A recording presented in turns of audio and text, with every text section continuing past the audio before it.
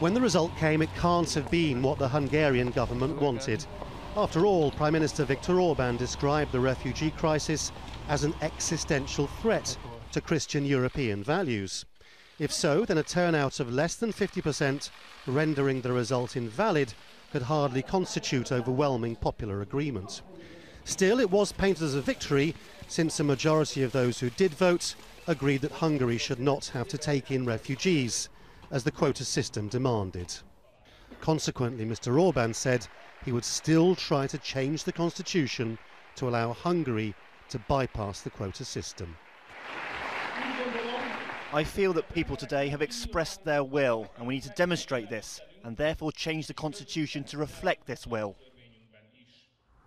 The government had spent tens of millions of dollars persuading people to back its campaign. This poster reads, "Take no chances," implying that any refugee could also be a terrorist.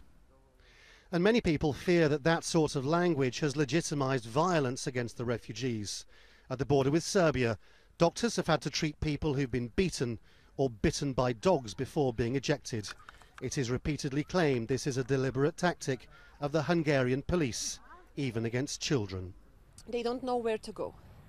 So we have here psychologists, and we provide for them psychological care, but this is not enough. They just want some happier life for them.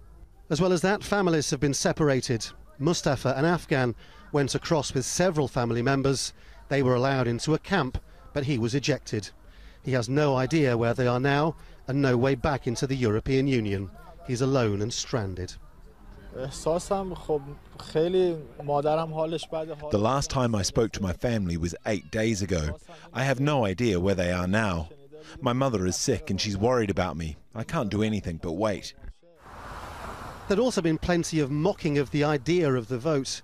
Satirical posters saying Hungarians will be more likely to see alien life than a refugee. That may have influenced voters as well. Mr. Orban's assertion that the constitution should be changed because 9 out of 10 Hungarians voted against the quota system is in fact inaccurate, since it entirely ignores the fact that over half the Hungarian population didn't actually vote at all. Nonetheless, having technically lost the referendum over turnout, he seems intent on changing the rules anyway.